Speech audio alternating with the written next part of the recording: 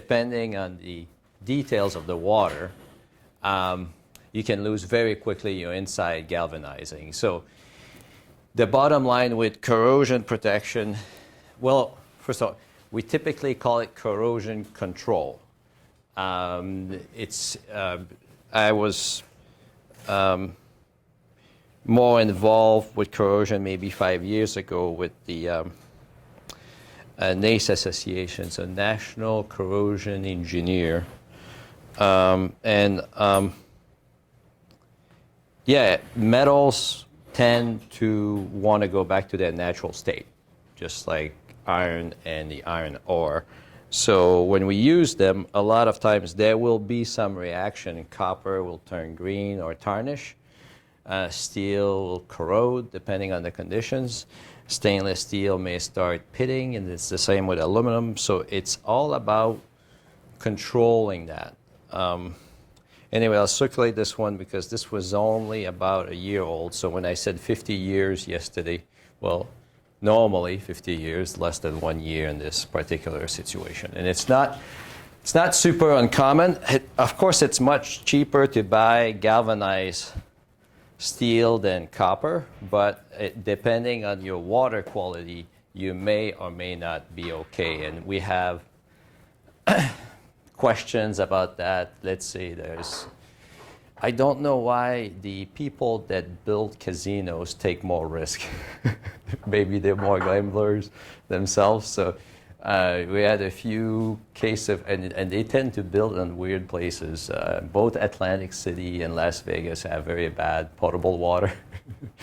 So they have a lot of trouble with their plumbing in general, and it's just unfortunate. You try to say, okay, it should be all right, and then you find out that the water quality is not exactly as good as planned, so you have a problem.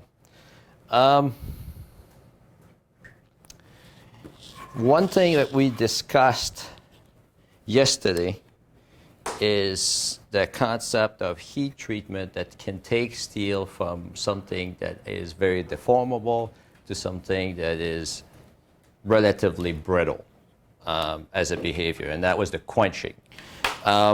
So I brought some example, and I don't remember which one it is. So these are both transparent plastics.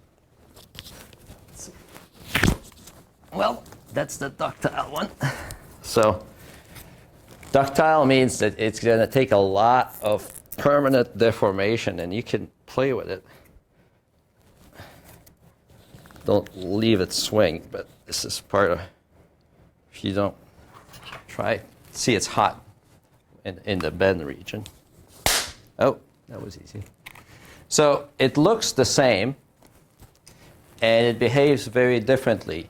The second one I did was essentially an elastic behavior until the point failed. The first one was just stretching, stretching, stretching, and then eventually failing. So when we're going back, so I know I tend to go a little quick sometimes, and we discussed I should ask questions.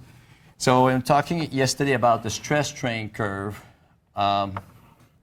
for materials. The first material pretty much snapped somewhere here when it was still a relatively elastic behavior. Maybe it was, deforming it a little bit. What would happen to the other polymer in bending and bending and keep bending it? It would just keep the form, go through a peak. Sometime your load's going to go down and back up because this is a polymer. So when we're talking about nylon fibers, and I'm going to put a little discontinuity here to continue, where the failure is here, it could very well be that this is 600%.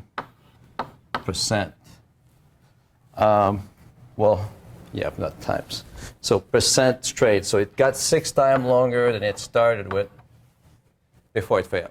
That's ductile, right? Takes a lot to start generating a crack into it.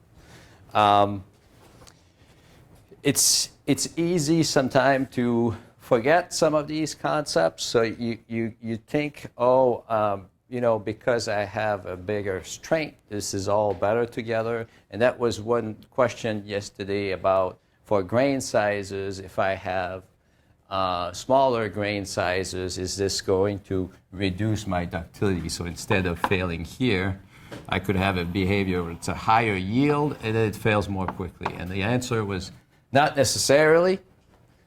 Cold work will do that. So if you have a cold work product, you're increasing the point of first yielding and reducing your elongation at break. We talked about bulk metallic glass. That would be a good example here. So we have a strong piece of steel. Let's forget about this part. The steel would completely fracture here. And a bulk metallic glass much higher, but no work hardening. So the work hardening refers to this part of the slope here where your flow stress keeps increasing.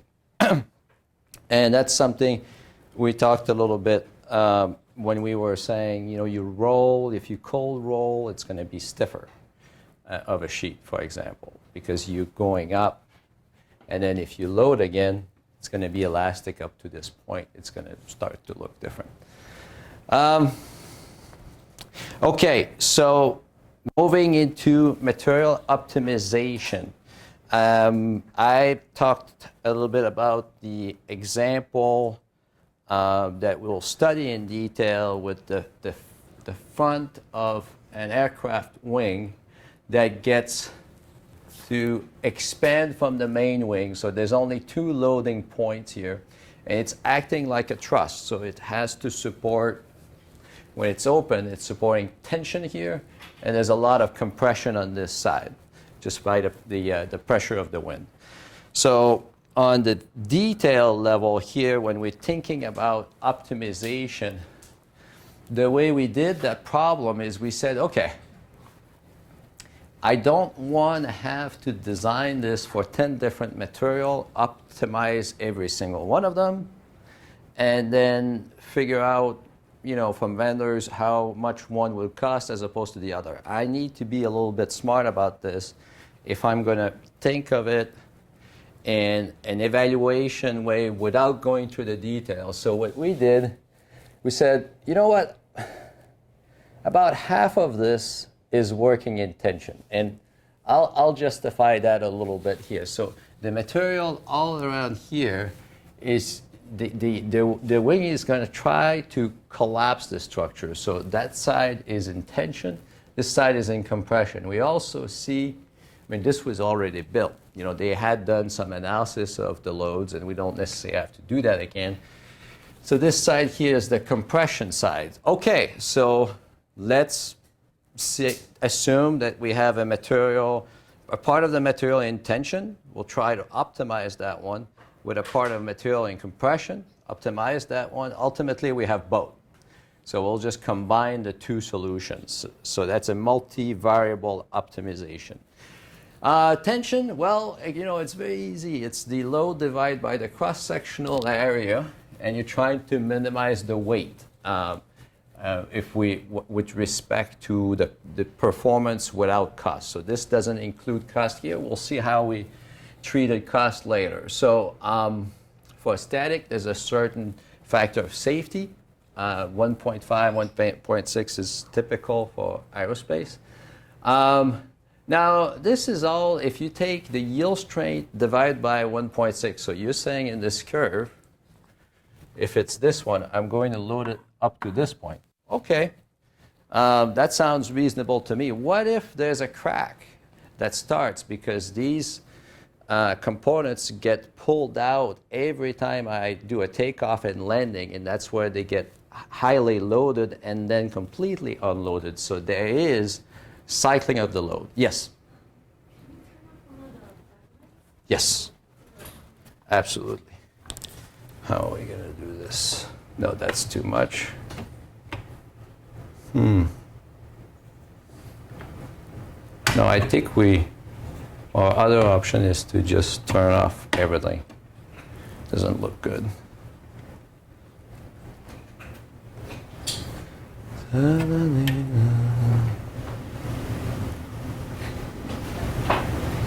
No. Sorry. It's mostly the concepts. I don't think you need. By the way, the notes are already on Stellar if you if you have your computer, I had this comment yesterday.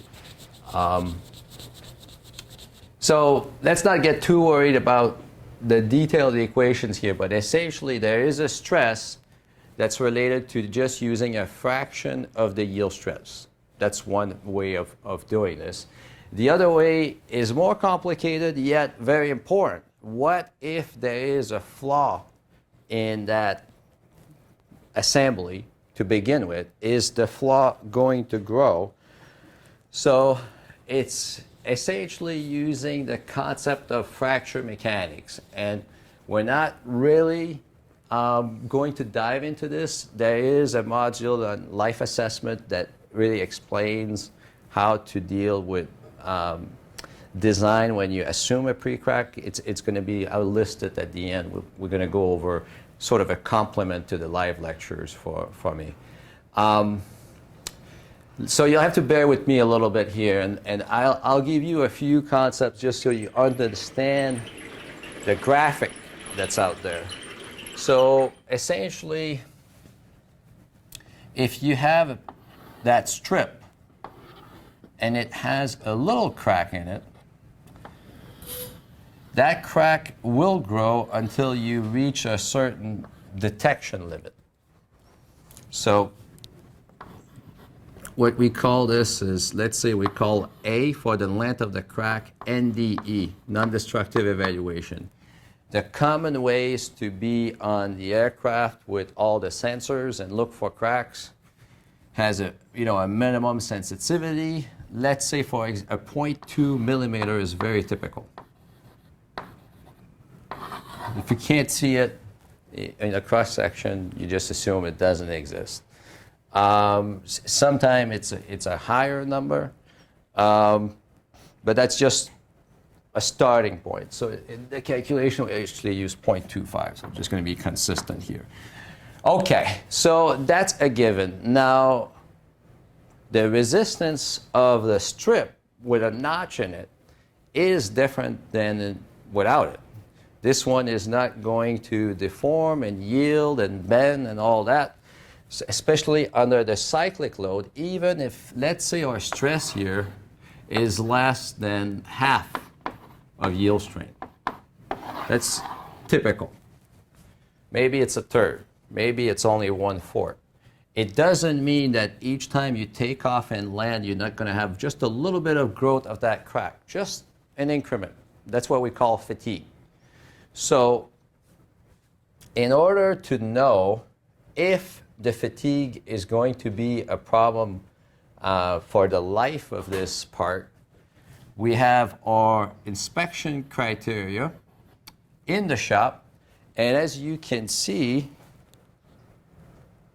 we can hope a lot, but you're not going to be able to inspect this part in service.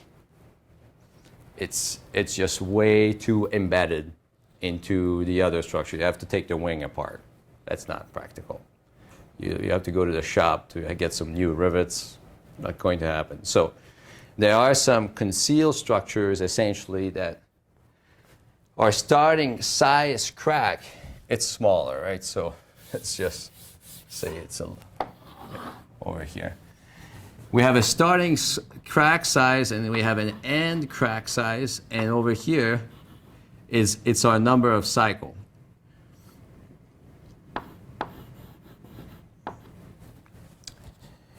Now, the growth from here to here is very important. It's going to depend on the stress, and it depends on the material property. It is very specific. It's the resistance of the material to crack growth. Now, that's what we are looking at here.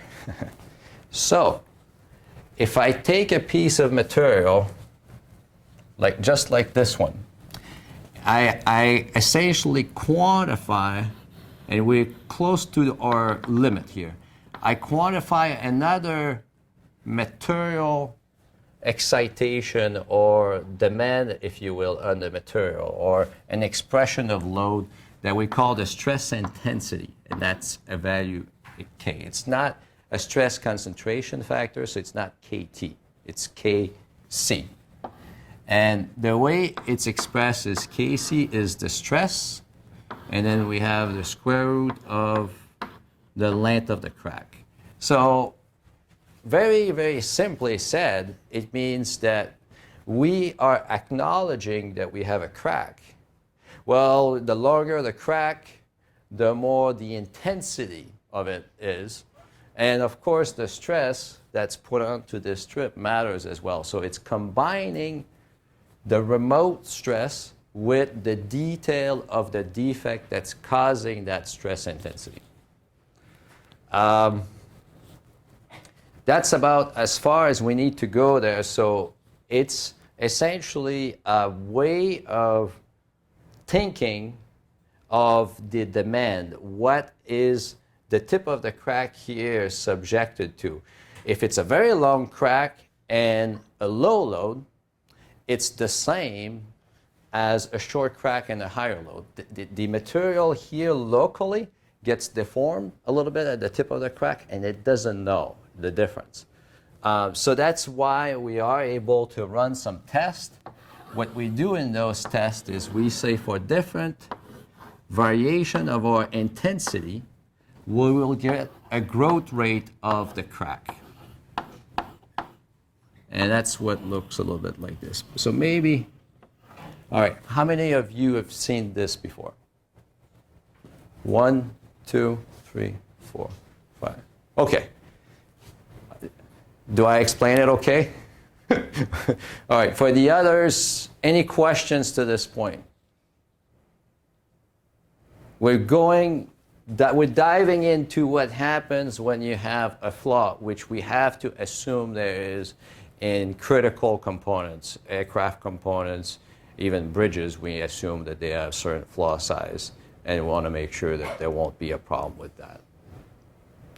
Okay, so when I'm talking here about DADN, so this is how fast this crack is going to grow by cycle of loading. Just a little increment. And that depends on, in those increments, when I load and unload, what is the range of value. So I get a K when it's closed. Let's say there's no load in our case, so it's 0. So this is actually just a value of K. But sometimes if you have vibration, you already have a load, and then you're fluctuating the load. So the rate of growth is just a function of minimum minus maximum K value. Okay, so what we have to do in our analysis is say, at the beginning, this is new. New means a crack of 0.25 millimeter, and the load in our case is constant. So we take the worst case scenario load for takeoff and landing. That's typical. So what you do is you go through the life. So let's say we're just going to guess, it's, I don't know, 2,000 takeoff and landing for this one. You want to make sure that, so what happens is your crack's growing, so your K value is growing, intensity, and then your growth rate is growing. You want to make sure that when you're here, you're still below what it will take to eventually fracture. So you get a point here we call Kc for the material. It's the critical fracture toughness, the point where in one load it's going to tear apart. So what I want to emphasize is we'll put our criteria at a significant margin from Kc. And in the example that we ran, it was a factor of 2. So we said this K, so I'll put an arrow here instead. This K is only half of the ultimate K. It's not this.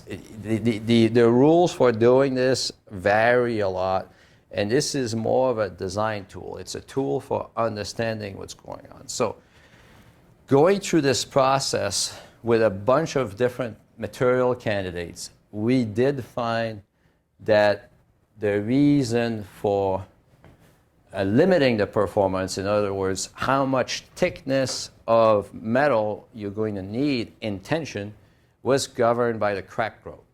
It was not governed by the yield strength. Very unfortunate, because it's a lot more complicated calculation.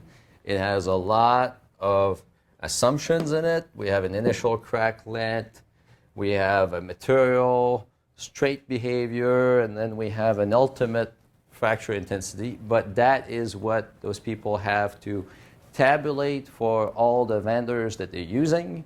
And if they're changing the process or the vendors, they have to update the values. There was one exception, and that's why I put it here.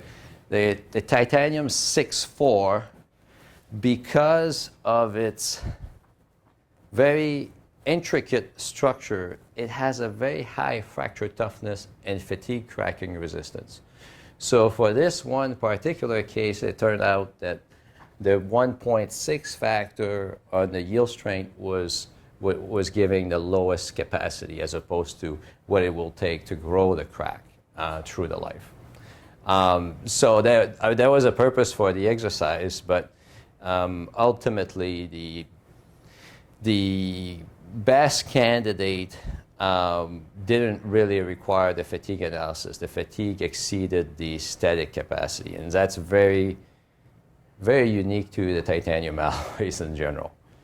All right, so bear with me because we have a compression part to this design. In compression, we have the same situation. We say we don't want yielding. Okay. A lot of times, that is not what's governing. If I have something like this, and it's loaded mostly in compression, it will try to buckle on me in all sorts of ways. If it's not a main buckling, it could be just a membrane buckling. So one of those flanges is going to wobble and reduce my capacity. Now, of course, in this example, it's got a lot of rivets in different directions to help stabilize it, so that's good. We don't have that for our part. Our part is the primary structure. We can't rely on the other little pieces to hold it in place. Okay, so the issue, going back to the geometry, is these ribs. So right over here, this length here, and all of that gets loaded in compression, and you don't want it to bow. So there's an equation for that. Buckling equation for a plate that is supported on 3 sides and has 1 free edge.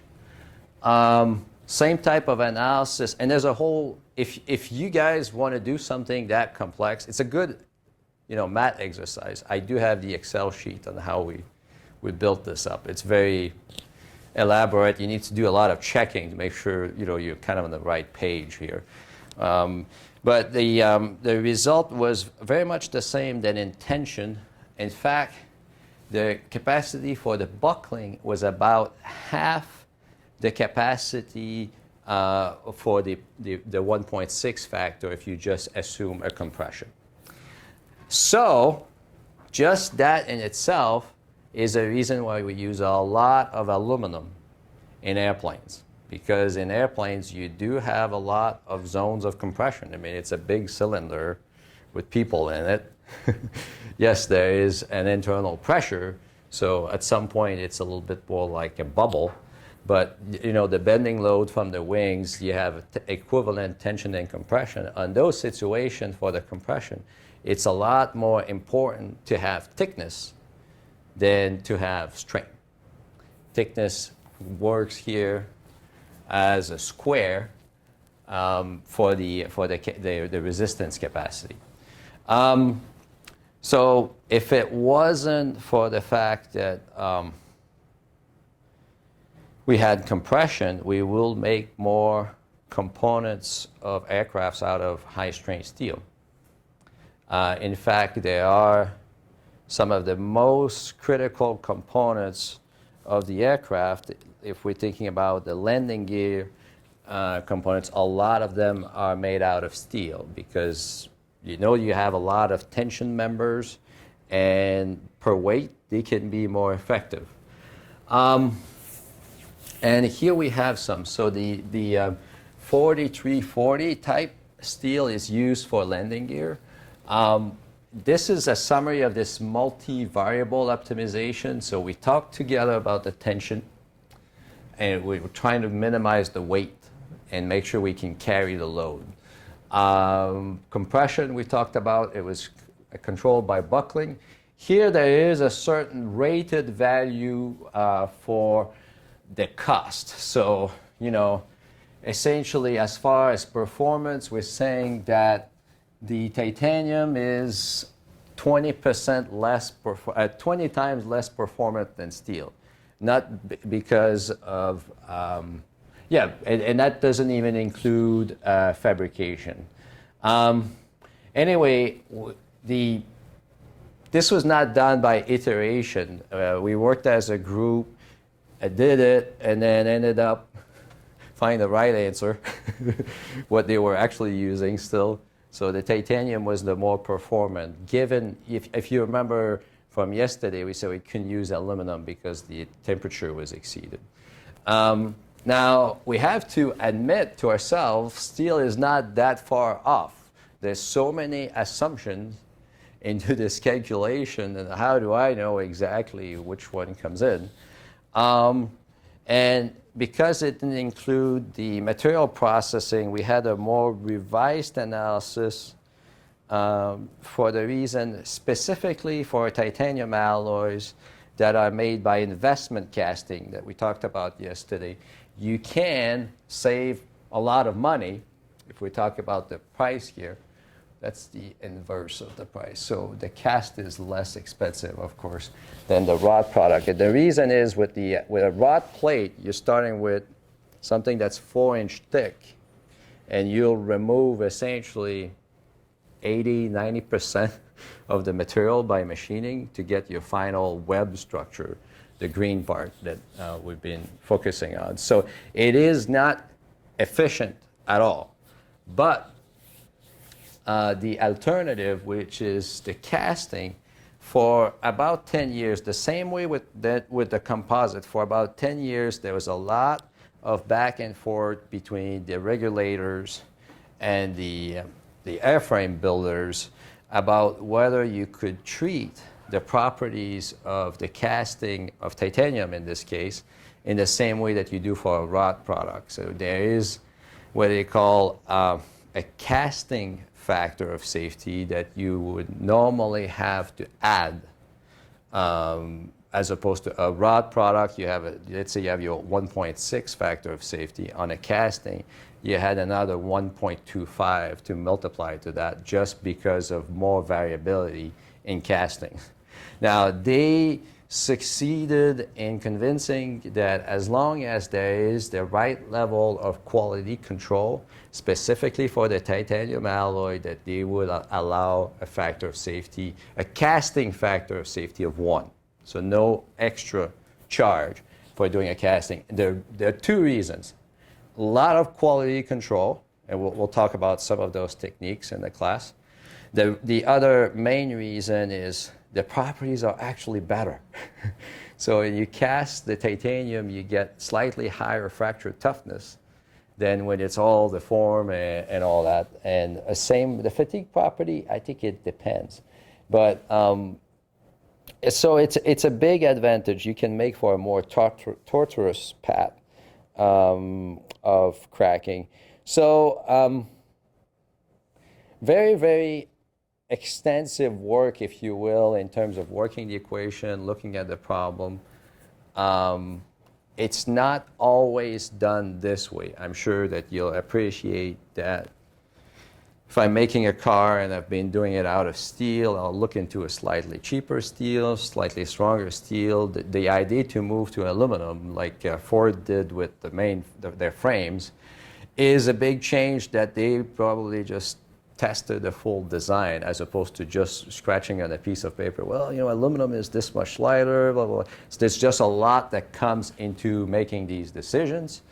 And when you take all the variables into account, sometimes it's very close. Sometimes you don't have a choice. Though in our case here, if we had put aluminum, probably aluminum would have been about 10% better because of the amount of compression we had, for example, and the cost. But it wasn't an option here, so okay, so it's going to be more expensive. What the trouble is, working in a big organization and airframe maker, is people do see the cost per pound. So everybody is thinking, well, do we really need to buy these parts? You know, is a typical question, and is sometimes a reason why we don't use uncommon materials just to avoid the questioning. Sometimes they would be better, but it resolved the questioning. There was a big part of a gearbox for just the connection between all the different rear ending parts that they had designed out of aluminum, but didn't include torsional loads, which we know do happen if you don't land the two sides evenly, but you know it wasn't done in the computer analysis, in the FEA analysis, and it started cracking in ground tests, full load ground tests. Everything else was built, it was all ready to go, and it became a very, very simple decision in a sense. Are we going back to design 5 components or just finding a better material for this one case? And it's not uncommon. So the way it worked out in this specific case is we had a call with what they call the weight department, so the accounting for the airframe. Discussing how they were with respect to the contract, that they had a little wiggle room, and then, kind of the design manufacturing people in terms, can we just increase the internal wall thickness? Can't change anything on the outside of the part. Can we change the inside of the part? And we ended up just switching from aluminum to steel with the exact same geometry. So it was overbuilt. One crack, the other isn't, but it just speaks to, you have a lot of pieces that need to come together in those assemblies, and when it gets to be the end of the day, sometimes you wish you were earlier on, able to make these decisions, and that's probably where, from my standpoint, an early study of the Material Performance Index can help you a lot. So that's what we're going to go over right now. It's based on very, very simple principles. So if you know roughly that you're going to be loading in tension, that's the tie, in bending as a shaft, or in compression as a column, and you know your objective. So this is not all laid out, but the one that's interesting from an engineering standpoint is minimum weight. Now, with a minimum weight, are we trying to have something that's stiff? So that would be the case. It's the case of the blades inside the engine of the aircraft, because they can't run into the shroud. So they can only grow so far. So you want them to be certain stiff. In the case of straight is the wings. The wings, okay, they're moving a foot, 2 foot.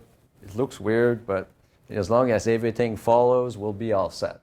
So you can see just that decision between a stiffness-based criteria and a strength-based criteria makes a difference into what we call the Material Performance Index. So in one case, it is the Young's modulus. In the other case, it's the yield strength.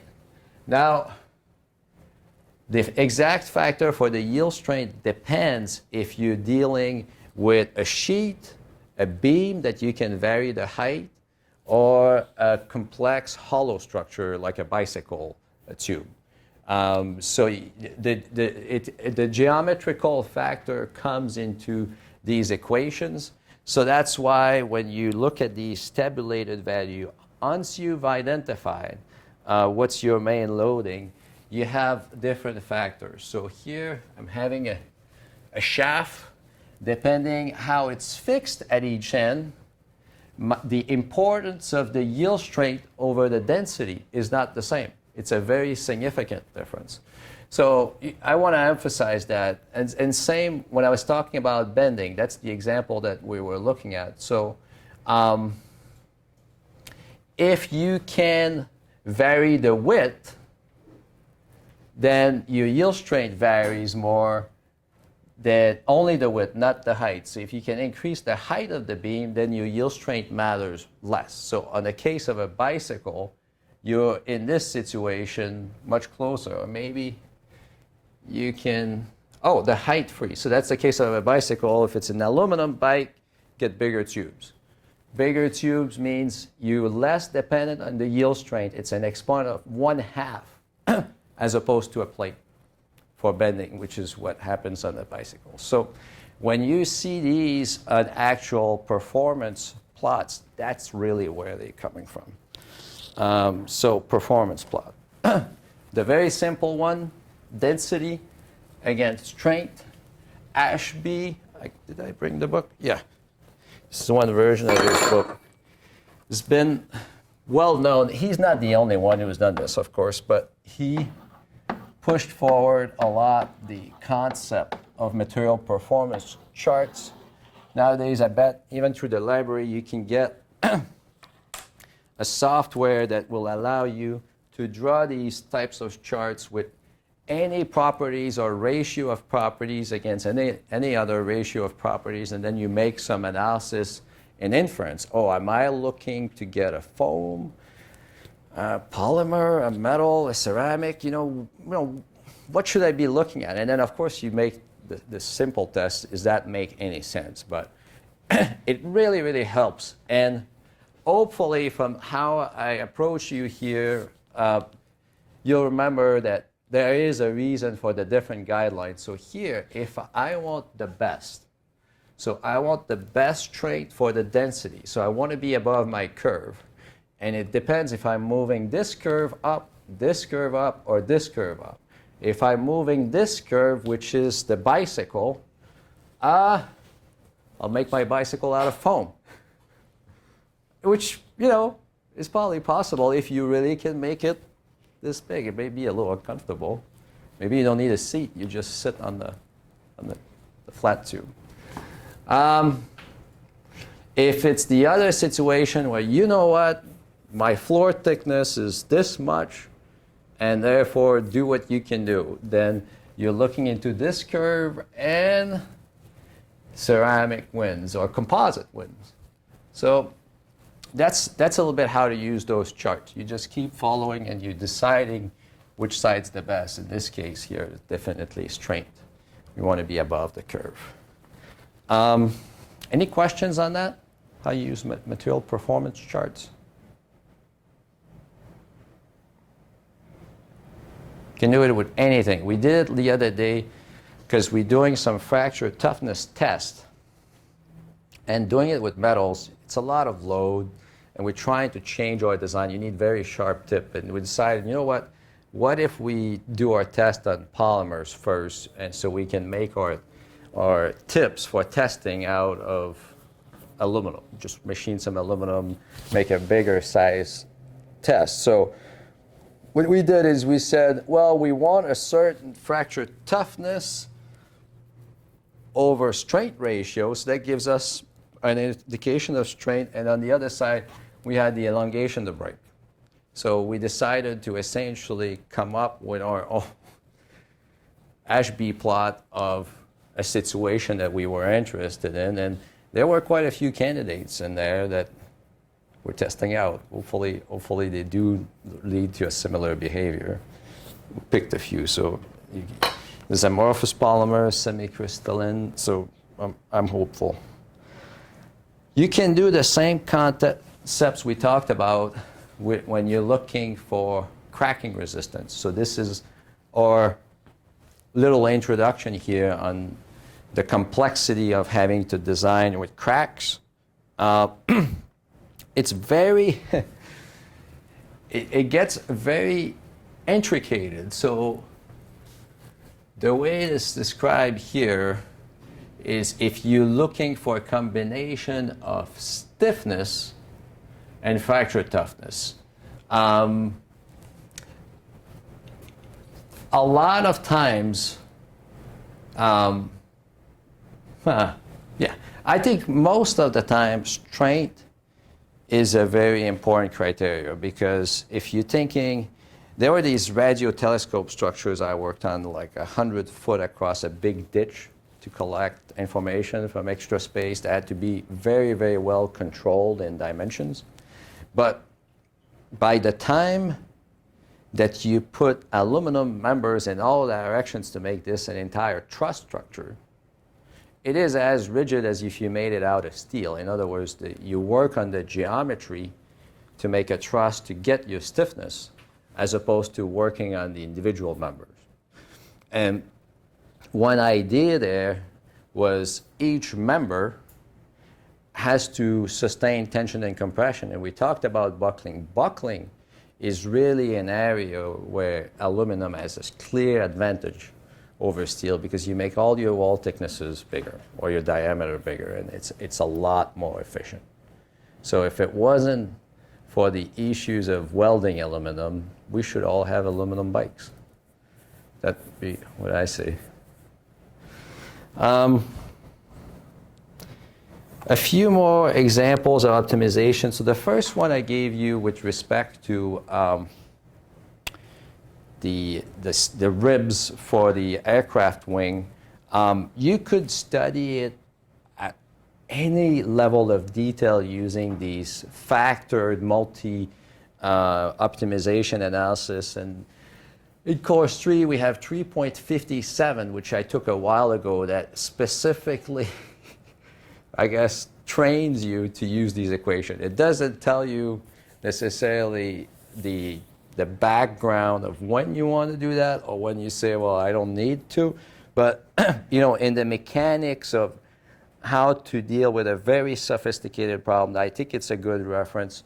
What I gave you with the material property charts, Ashby here, and there are others, I created a subset. So on Stellar, there is a 20-page of different charts, just so you keep it in mind when you're trying to decide on doing something. Now, there are cases where, this is where the class ends, don't need it. Because there's so many variables that will come into play sometimes that you just can't do the academic exercise. And I'll just show one example of that. Where the academic exercise starts to fail. I worked for a large startup company that is building a new way of making wind turbines. So instead of just having the big blades rotating in air, they put a shroud around it. So we're getting a little closer to a jet engine. What the shroud does is it funnels the air. So the air comes this way, and it gets deviated by the shroud. It creates a suction in the back of the assembly, and that drives the blades faster. And it's used a lot for aircraft also. There is, within the big housing of the aircraft, there is a bypass to create that suction on the exhaust, if you will, as opposed to the inlet. So we're not going to go into aerodynamic. The point is, now instead of having 4 big beams sticking out in the air trying to get some energy, you also have the supersized shroud around it that needs to resist wind, ice, earthquake, you name it, right? I think that those are the main ones. Time, right? So working on this, and there's one here just by the airport, it does look much smaller. You cannot, if you're on the harbor, you have to pay attention to see it, because it's about 6 times smaller. And that's the concept of doing this. Now, the real downside is the cost. Now you have to make a ring that's 120 feet in diameter, and We did the analysis we could and said, if this is the budget you got, make it out of steel. But they didn't want that for a few reasons. The first one is, what, it's going to look corroded. Oh, okay. I can't necessarily get the precision. They want to make it out of composite, but it was going to be about 3 or 4 times what they could afford to get into their market. So it ended up as, I believe, a steel primary structure with some aluminum on the surface, very, very complex. And very, very hard to make a decision when you're this is a case, and it's the case a lot with solar system. The cost of the material, the beam coming off the ground to put all the equipment is very significant because you're not producing that much energy. So, you're putting a lot of real estate there for a certain amount of power. So the reason for composite not being appropriate is all the joining issue. It's such a large surface that the idea that you mold these things and assemble them easily is very, very complicated. You can't make it all in one piece, can't get it to the site. So this had to be in 3 different segments, and that's why you need a primary structure, because now you got to bolt at 3 locations around the circumference. Let's say you do 12, 4, and 8. At the site to make this happen, or you make it on site. This is one of the new things. You weld everything on site, so you don't have to put any bolts and all that. But then, are you going to galvanize it on site? There's a lot of other questions. That is where the economics of things and, aesthetic, all sorts of consideration come into play. And you're just sitting at a table, wishing in my case, I wish I could just do like a very elegant analysis, but it's just going to be the way it is. Cheapest is this one, then you have this one, then the one you want is the most expensive. I know you can't afford it, so I'll let you, as a consultant, I'll let you think about it. In other words, just, there's a process there where you have to realize you can't get what you want, and then you come back and we'll build it. We'll build something doable. So that is really it. I put at the end of the lectures options for you. Different things that I would suggest for your extra 3 or 4 hours here. The first one talks about polymers and just mechanical behavior. We covered a little bit of it, but it's not a topic that I'm covering in details right now, either the spring or the fall. Same for life assessment. You've heard probably the most of it. Welding and corrosion, this is in case you won't want the whole fall module. These are relatively specific, and I know people do have interest in both of those. And then I point to a few things, again, where we do more analysis of material. There's a semester I spent going over, okay, so what's good and no good with all sorts of materials. So if you have an interest on, one half of this, that's another 3 hours, or the other half. It's just the level of detail that, I think you just follow your interest. So hopefully that works for you guys. And if you have questions, suggestions, happy to listen. Monday would be Professor Eager. He's going to talk about the term project. Yes? When will the videos be posted and where? About the video. Typically, it's a couple days, and it's on the same page. So physically, it's on eager.mit.edu/classes. It's not what's written in the syllabus. Maybe I should do another announcement specific to that. So classes, so they're all there right now, and it does not have yet this week. So sometime at the beginning of the semester, it takes a little harder to get started, but my pleasure. Thank you, guys. Thank you for coming on a Friday morning.